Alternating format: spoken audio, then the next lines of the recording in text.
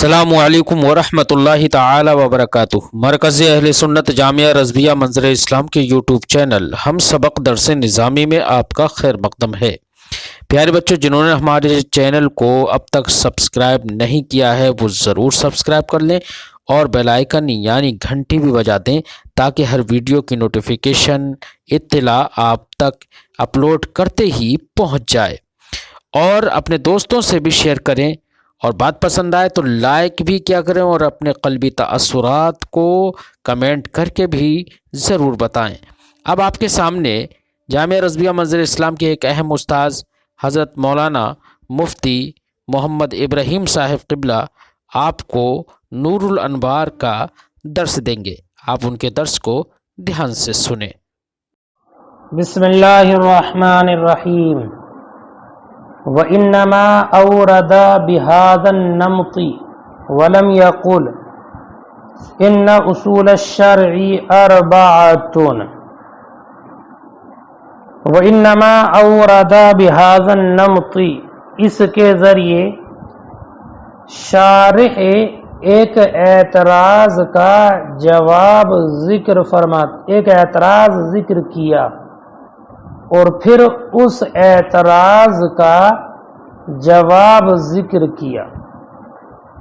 اعتراض یہ ہے کہ جب قیاس اصول شرع میں سے ایک اصل ہے، اصول شرع میں سے ایک اصل ہے، چوتھی اصل ہے قیاس، تو پھر مصنف منار نے اس طرز اور اس طریقے پر علیحدہ طریقے پر کیوں ذکر کیا؟ قیاس کو ماقبل کی تینوں دلیلوں کے ساتھ ذکر کیوں نہ کیا؟ یہ فرماتے اعلم ان اصول الشرع اربعۃ الکتاب والسنۃ والاجماع والقیاس۔ الگ سے علیحدہ طور پر الاصل الرابع القیاس ذکر کیوں فرمایا؟ جیسا کہ اور دیگر مصنف اصول الشاشی وغیرہ نے یہی کہا ہے کہ اصول شرع 4 ہیں اور ان میں سے ایک قیاس ہے۔ تو جب قیاس بھی ایک دلیل شرعی ہے تو مصنف نے اس طرز پر، اس طریقے پر اس کو کیوں ذکر فرمایا، اور اصول شرع 4 ہیں یہ کیوں نہ فرمایا؟ تو شارح نے اس کے جواب کی طرف اشارہ کیا، 2 جواب اس کے ذکر فرمائے۔ پہلے کی طرف اشارہ کیا لیکون تنبیہن کے ذریعے، اور دوسرا جواب ہے وَلِأَنَّهُ لَمَّا قَالَ کے ذریعے۔ جواب سنی؟ جواب یہ ہے کہ مصنف منار نے یہ ایسا اس لیے کیا تاکہ تنبیہ ہو جائے اس بات پر کہ پہلے والے تینوں اصول یہ قطعی ہیں اور قیاس ظنی ہیں، یعنی کتاب اللہ، سنت رسول، اجماع امت، یہ اصول ثلاثہ یہ قطعی ہیں، اور چوتھی اصل قیاس یہ ظنی ہے۔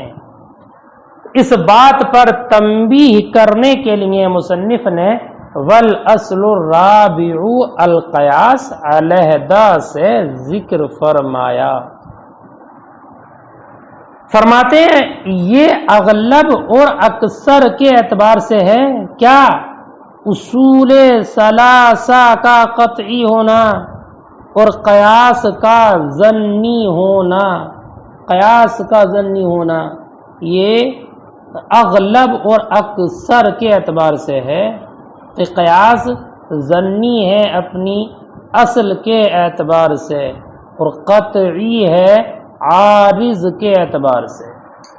قیاس ظنی ہے اور وہ قطعی ہیں، یہ اغلب اور اکثر کا اعتبار کیا ہے، ٹھیک ہے؟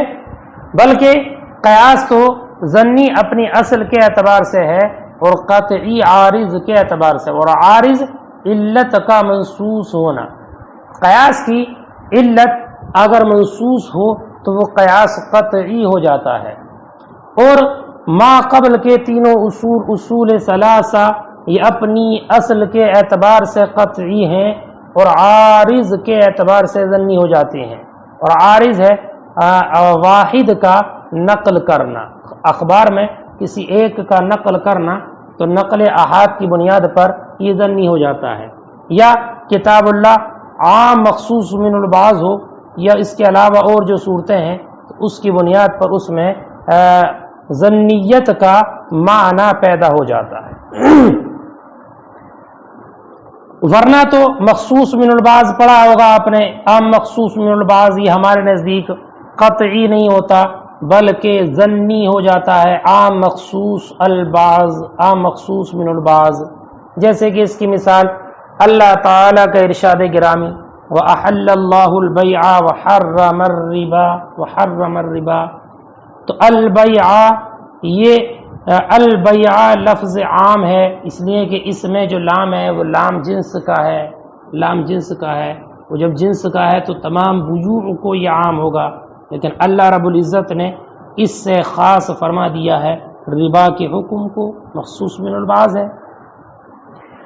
اور خبر واحد ظنی ہے، خبر واحد ظنی، خبر واحد وہ خبر کہلاتی ہے کہ جس کا راوی روایت کرنے والا ایک ہوں یا دو ہوں۔ اور علامہ ابن حجر نے فرمایا کہ خبر واحد وہ خبر ہے جس میں کہ تواتر کے شرائط جمع نہ ہوں، وہ خبر واحد ہے۔ تو عام مخصوص من البعض کتاب اللہ ہونے کے باوجود ظنی ہے اور خبر واحد سنت ہونے کے باوجود ظنی ہے۔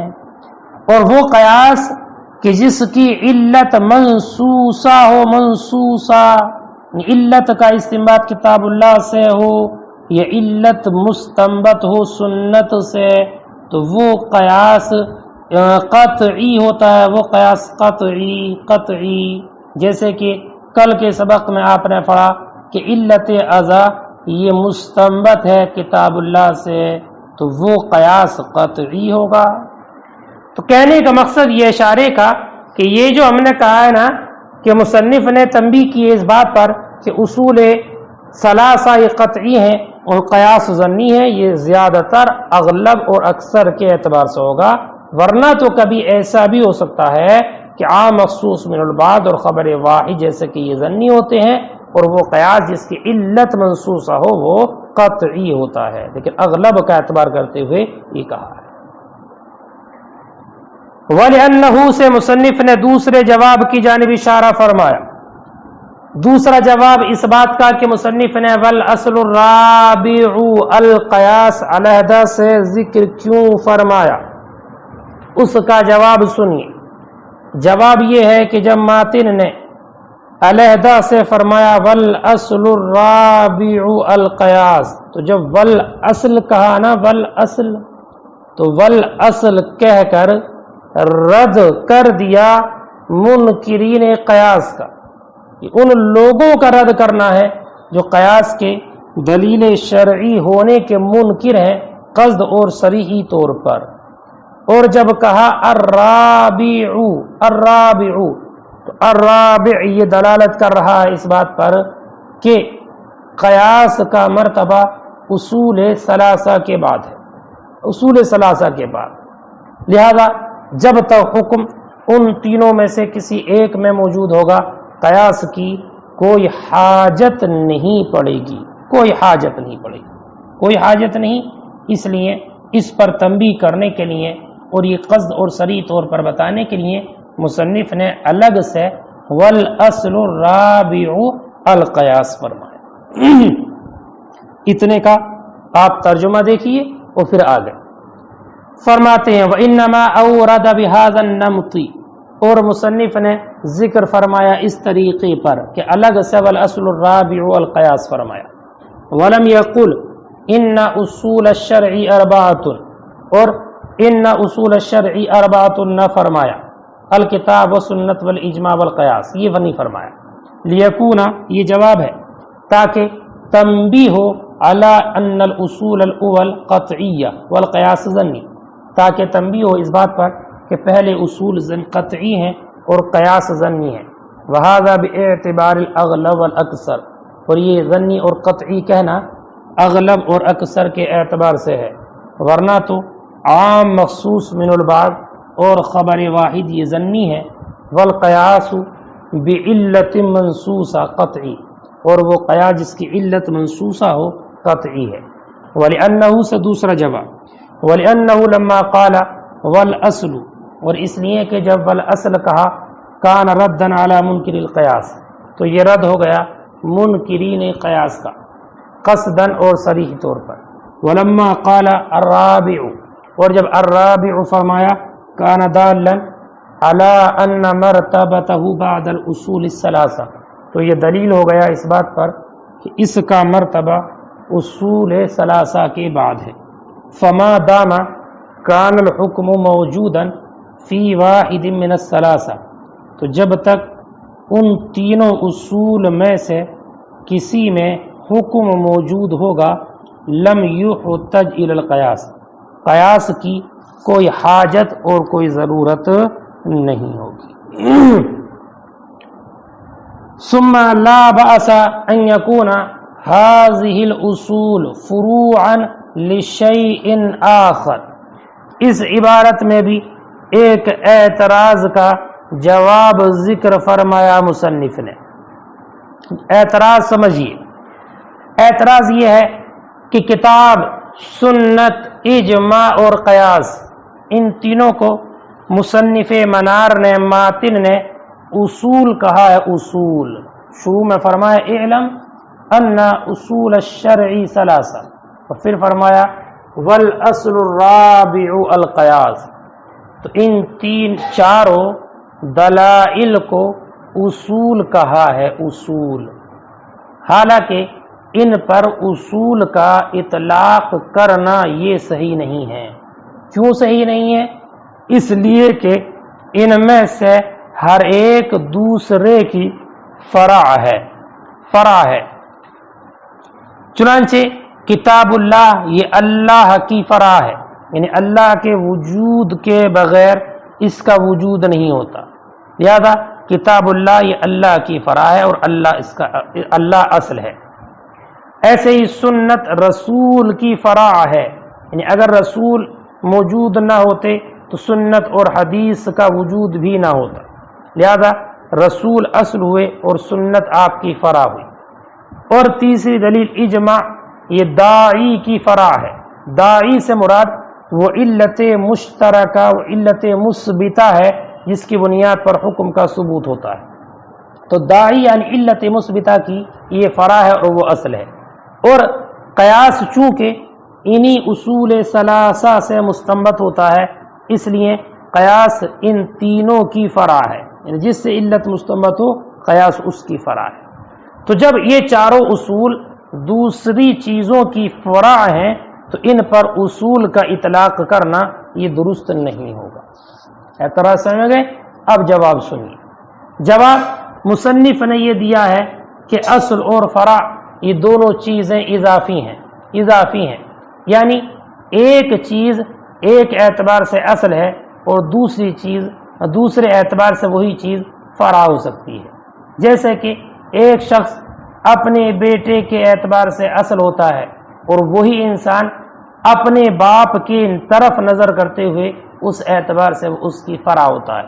لہذا اسی طریقے پر یہاں پر ہوگا کہ کتاب، سنت، اجماع اور قیاس بنسبت احکام کے اصول ہیں، یعنی احکام کی طرف نسبت کرتے ہوئے یہ اصول ہیں، اور کتاب اللہ کی طرف نسبت کرتے ہوئے یہ فرع ہے، ایسی سنت رسول کی طرف نسبت کرتے ہوئے فرع ہے، اجماع داعی کی طرف نسبت کرتے ہوئے فرع ہے، اور قیاس ان تینوں کی طرف نسبت کرتے ہوئے فرع ہے، لیکن حکم کی طرف نسبت اگر ان کی ہو تو یہ اصل ہے۔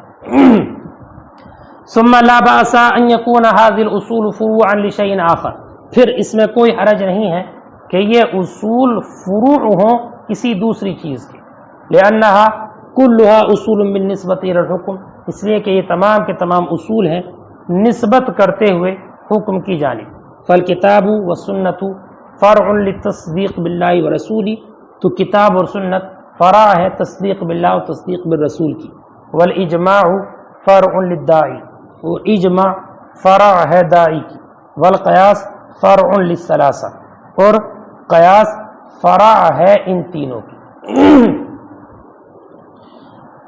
ووجہ الحصر فی ہذہ الاربع، اب دلائل چار ذکر فرمائے، کتاب، سنت، اجماع امت اور قیاس، تو چار ہی کو ذکر فرمائے، 5 کیوں ذکر نہیں کیے، 3 کیوں ذکر نہیں کیے، یا کمی زیادتی کیوں نہیں کی؟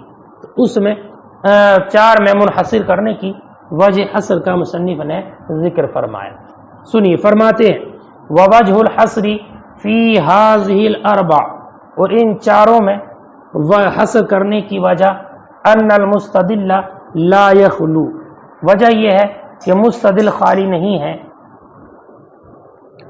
اما ان یتمسک بالوحی او غیرہ، کہ یا تو وہ دلیل پیش کرے گا وحی سے یا غیر وحی سے، والوحی اما متلو، اور وحی یا تو متلو ہوگی، یعنی وہ جس کی تلاوت کی جاتی ہو، وہ الکتاب، اگر وحی متلو ہے تو وہ کتاب اللہ ہے، او غیرہ، یا غیر وحی سے او یا غیر متلو ہو، وہ السنہ، یعنی وحی تو ہو لیکن متلو نہ ہو، او غیرہ متلو نہ ہو، وغیر الوحی، اگر متلو نہ ہو تو وہ سنت ہے، وغیر الوحی، اور اگر استدلال پیش کرے غیر وحی سے، فرماتے ان کان قول الکل، اگر وہ تمام کا قول ہے فالاجماع، تو وہ اجماع ہے، والا فالقیاس، اور اگر کل کا قول نہیں ہے بلکہ بعض کا ہے تو وہ قیاس۔ واما شرائع من قبلنا، سنی یہاں سے بھی مصنف نے واما شرائع من قبلنا سے ایک اعتراض کا جواب ذکر فرمایا۔ اعتراض سنیے اور پھر اس اعتراض کا جواب۔ اعتراض یہ ہے کہ دلائل کا 4 میں منحصر کرنا اور یہ کہنا کہ اصول شرع یہی 4 ہیں، یہ درست نہیں ہے، اس لیے کہ جس طرح حکم ان چاروں اصول سے ثابت ہوتا ہے، یہ کتاب اللہ سے حکم کا ثبوت ہوتا ہے، اجماع سے یا سنت سے یا قیاس سے، تو جیسے ان چاروں سے حکم کا ثبوت ہوتا ہے، اسی طرح ما قبل کی شریعتوں سے بھی حکم کا ثبوت ہوتا ہے، جیسے کہ اللہ تبارک و تعالی نے ارشاد فرمایا وَكَتَبْنَا عَلَيْهِمْ فِيهَا أَنَّ النَّفْسَ بِالنَّفْسِ وَالْعَيْنَ بِالْعَيْنِ وَالْأَنْفَ بِالْأَنْفِ وَالْأُذُنَ بِالْأُذُنِ وَالسِّنَّ بِالسِّنِّ وَالْجُرُوحَ قِصَاص، یعنی ہم نے لکھ دیا ہے ان پر توریت میں جان کے بدلے جان، آنکھ کے بدلے آنکھ، ناک کے بدلے ناک، کان کے بدلے کان، کان کے بدلے کان، دانت کے بدلے دانت، اور زخموں کا بدلہ انہی کے برابر ہے، انہی کے برابر۔ تو اس آیت مذکورہ میں اللہ رب العزت نے یہ فرمایا کہ جس طرح ہم نے یہود پر لازم کیا تھا یہ حکم، اسی طریقے سے امت محمدیہ پر بھی لازم ہے، تو وہ حکم جو ما قبل کی شریعت میں تھا وہ ہمارے لیے بھی ہے، تو جس طریقے سے حکم کا ثبوت ان چاروں سے ہوتا ہے ایسے ہی ما قبل کی شریعت سے بھی حکم کا ثبوت ہو جاتا ہے، تو اب اصول کو 4 میں منحصر کرنا یہ درست نہ ہوگا۔ اعتراض میں آیا آپ حضرات کے؟ اب سنیے جواب مصنف نے یہ دیا ہے کہ ہم پر سابقہ شرائع کی بنیاد پر حکم کا ثبوت مطلقاً نہیں ہے، بلکہ حکم اسی وقت ثابت ہوگا جب کہ ان کو اللہ رب العزت نے بیان کیا ہو یا اللہ کے رسول نے بیان کیا ہو اور بیان کے بعد انکار نہ فرمایا ہو، یعنی اللہ نے کتاب اللہ میں اس حکم کا ذکر فرمایا اور فرمانے کے بعد صراحتاً یا دلالتاً انکار نہ فرمایا، یا اللہ کے رسول نے اس کو ذکر فرمایا اور انکار نہ فرمایا، اور اگر اللہ اور رسول نے بیان نہ کیا ہو یا بیان تو کیا ہو اللہ رب العزت نے یا اس کے رسول نے، لیکن بیان کرنے کے بعد صراحتاً انکار کر دیا ہو، صراحتاً مثلا یہ فرما دیا ہو لا تفعلوا مثل ذلك، لا تفعلوا مثل ذلك، تم ایسا نہ کرو، تو یہ صراحتاً انکار ہے، تو انکار کرنے کی بنیاد پر ہم پر وہ حکم لازم نہیں ہوگا۔ یا صراحتاً انکار نہ ہو لیکن دلالتاً انکار کیا ہو.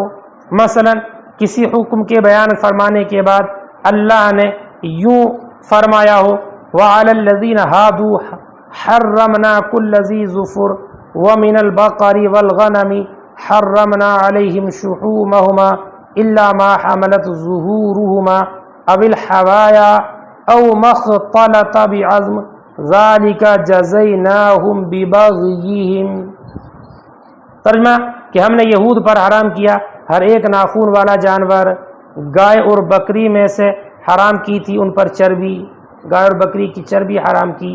الا ما حملت ظہورہما، مگر وہ جو ان کی پشت پر یا آنتوں پر لگی ہوئی ہو. اس کے بعد اللہ رب العزت نے فرمایا ذالک جزیناہم ببغیہم، اور ہم نے ان کو یہ سزا دی تھی، ہم نے ان کے ساتھ یہ ان کی سرکشی کا انہیں بدلہ دیا تھا، ان کی سرکشی کا بدلہ. تو ذالک جزیناہم ببغیہم، یہ ان کے ظلم کی سزا کا ذکر ہے. تو یہ دلالتاً انکار ہے. غرض کہ ما قبل کی شریعت ہم پر اس وقت لازم ہوگی جب کہ اللہ نے ذکر کیا ہو قرآن میں اور انکار نہ کیا ہو تو لازم ہوگی. یہ اللہ کے رسول نے ذکر کیا ہو اور انکار نہ کیا ہو.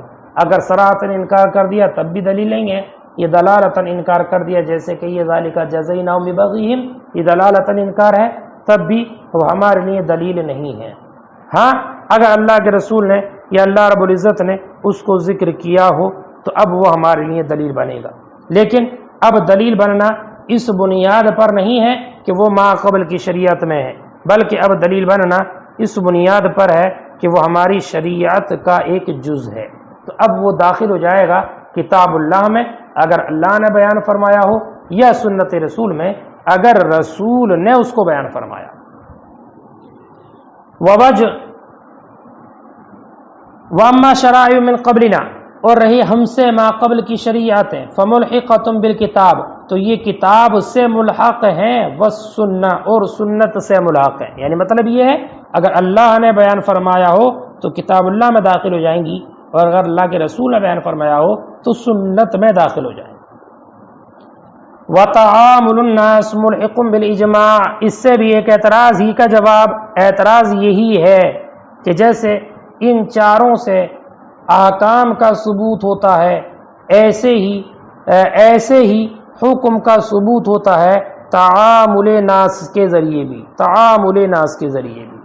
تو اب مصنف کا 4 میں منحصر کرنا یہ درست نہ ہوگا، 4 میں منحصر کرنا یہ درست نہیں ہوگا، بلکہ اصول اب 5 ہو جائیں گے. اس کا جواب یہ ہے کہ لوگوں کا تعامل یہ لاحق ہے اجماع کے ساتھ، یعنی یہ لاحق ہو جائے گا اجماع میں، لہذا اب اس کے ذریعے اعتراض واقع نہیں ہوگا. امام صاحب ہدایہ رضی اللہ تعالی عنہ نے فرمایا کہ اگر کسی انسان نے سائی دے کر میعاد مقرر کیے بنا کوئی چیز بنوائی تو یہ استحساناً جائز ہے. یعنی آرڈر بک کیا اور کسی چیز کو بنوایا اور اس کے لیے کوئی میعاد بھی مقرر نہیں کی تو استحساناً اس کے جواز کا حکم ہے. اور دلیل اس کے جواز پر لوگوں کا تعامل ہے، وہ اجماع ہے جو تعامل کی بنیاد پر ثابت ہے. حالانکہ دیکھا جائے تو قیاساً یہ بیع جائز نہیں ہے، اس لیے کہ مبیع معدوم ہے اور معدوم کی بیع جائز نہیں ہوتی. لیکن چونکہ لوگوں کا تعامل ہے، عام طور پر لوگ ایسا کرتے ہیں کہ آرڈر دے کر کسی چیز کو بنواتے ہیں تو تعامل ناس اجماع ہے اس کے جواز کی.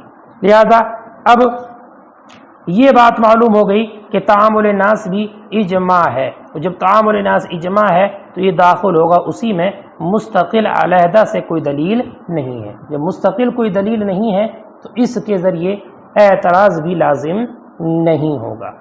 وَتَعَامُلُ النَّاسِ مُلْحِقٌ بِالْإِجْمَاعِ، اور تعامل ناس یہ ملحق ہے اجماع سے. ذہن نشین رہے. وَقَوْلُ الصَّحَابِ فِيمَا يُعْقَلُ مُلْحِقٌ بِالْقِيَاسِ وَفِيمَا لَا يُعْقَلُ مُلْحِقٌ بِالسُّنَّةِ. اس سے بھی وہی اعتراض کہ جیسے چاروں سے حکم کا ثبوت ہوتا ہے، ایسے ہی قول صحابی سے بھی حکم ثابت ہوتا ہے۔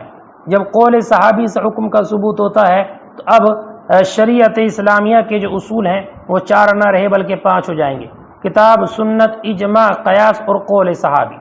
تو اب بھی حصر درست نہ رہے گا۔ اس کا جواب شارح نے یہ ذکر فرمایا کہ صحابی کا قول 2 طرح کا ہوتا ہے، مدرک بالقیاس ہوگا یا غیر مدرک بالقیاس ہوگا۔ مدرک بالقیاس کا مطلب یعنی ایسی بات ہوگی صحابی نے بیان کی ہو جو عقل میں آنے والی ہے، عقل اور قیاس کے مطابق ہے۔ تو اگر ایسی صورت میں کہ صحابی نے کوئی ایسی بات کا ذکر کیا جو عقل اور قیاس کے مطابق ہے تو اب وہ حکم لاحق ہو جائے گا قیاس کے ساتھ، اور اگر قیاس اور عقل کے مطابق نہ ہو وہ ذکر کیا ہوا حکم بلکہ قیاس کے مخالف حکم صحابی نے ذکر کیا تو اب وہ حکم لاحق ہوگا سنت سے۔ اس لیے کہ اگر صحابی، کوئی بھی صحابی خلاف عقل اور خلاف قیاس کوئی حکم بیان کریں تو یہی کہا جاتا ہے کہ انہوں نے نبی اکرم صلی اللہ علیہ وسلم سے سنا ہوگا، اگرچہ اس کو اللہ کے رسول کی طرف منسوب نہیں کیا ہے۔ لہذا صحابی کا قول قیاس سے لاحق ہوگا یا سنت سے لاحق ہوگا۔ تو اب اصول کو 4 میں منحصر کرنا بالکل صحیح ہے۔ وقول الصحابی، اور صحابی کا قول، فی ما یعقل، ان مسائل میں، ان احکام میں جو معقول ہوں، عقل میں آنے والے ہوں، موافق عقل ہوں، ملحق بالقیاس، ملحق ہے قیاس سے، وفی ما لا یعقل، اور ان میں جو معقول نہ ہوں، ملحق بالسنہ، ملحق ہے سنت سے، والاستحسان ونحوہ ملحق بالقیاس۔ اس کے ذریعے بھی وہی ایک اعتراض ہے اور اسی اعتراض کا جواب۔ سوال یہ ہے کہ اصول کو 4 میں منحصر کرنا درست نہیں ہے، باطل ہے، اس لیے کہ حکم شرعی کا وجود جس طرح مذکورہ اصول سے ہوتا ہے اسی طرح استحسان سے بھی ہوتا ہے۔ استحسان کیا ہے یہ تھوڑی وضاحت میں آپ کے سامنے کر دوں۔ استحسان وہ قیاس خفی ہے جو قیاس ظاہر کے معارض ہو۔ استحسان وہ قیاس خفی ہے جو قیاس ظاہر کے معارض ہو۔ مثلا کہا جائے کہ سباع طیور کا جوٹھا پانی ناپاک ہے۔ سباع طیور یعنی پرندوں میں جو درندے ہیں ان کا جھوٹا پانی پاک ہے، یہ کہا جائے سباع طیور کا جھوٹا پانی پاک ہے، یہ کہا گیا۔ حالانکہ قیاس جلی اس بات کا تقاضا کرتا ہے کہ سباع طیور کا جھوٹا پانی ناپاک ہوگا، اس لیے کہ ان کا گوشت حرام اور ناپاک ہوتا ہے، اور جھوٹے کا اعتبار گوشت ہی سے ہوتا ہے چونکہ لعاب گوشت سے پیدا ہوتا ہے، اور جس کا گوشت ناپاک اس کا جھوٹا بھی ناپاک۔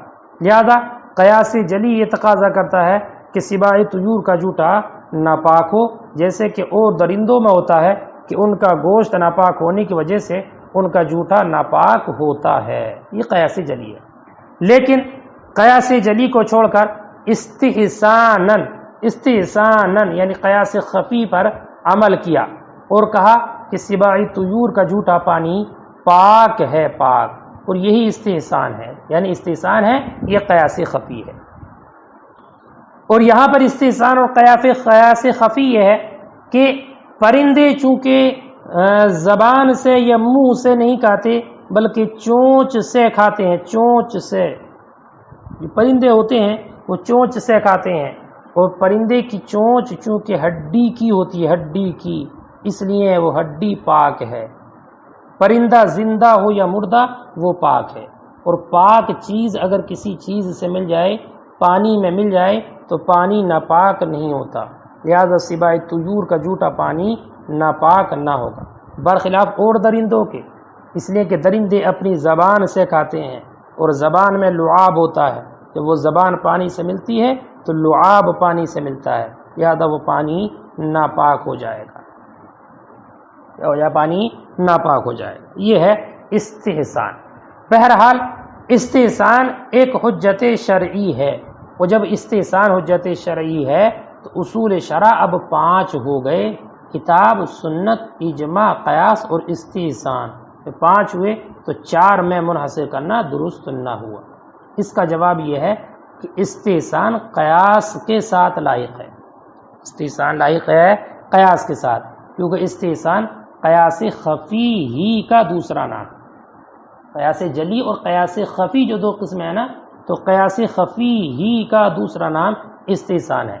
لہٰذا جب استحسان قیاس کے ساتھ ملاق ہے تو اصول شرع کو 4 میں منحصر کرنا بھی درست ہے، اور 4 میں انحصار کرنے میں بھی کوئی حرج نہیں ہے۔ دیکھیے والاستحسان ونحو، اور استحسان اور جیسے یہ ملحق ہیں قیاس سے، ملحق ہیں قیاس سے۔ یہاں تک مصنف نے یہ بات ذکر فرمائی کہ علیحدہ سے والاصل الرابع القیاس کیوں کیا کہا، اور مصنف نے اصول شرع 4 ہی کیوں ذکر کیے، 4 سے زیادہ ذکر کیوں نہ کی، 4 ہی میں انحصار کیوں کیا۔ یہاں تک مصنف نے ان باتوں کو ذکر فرما دیا۔ اب ثم فصل المصنف الاصول الاربع سے ہر ایک کی تفصیل علیحدہ علیحدہ ذکر فرما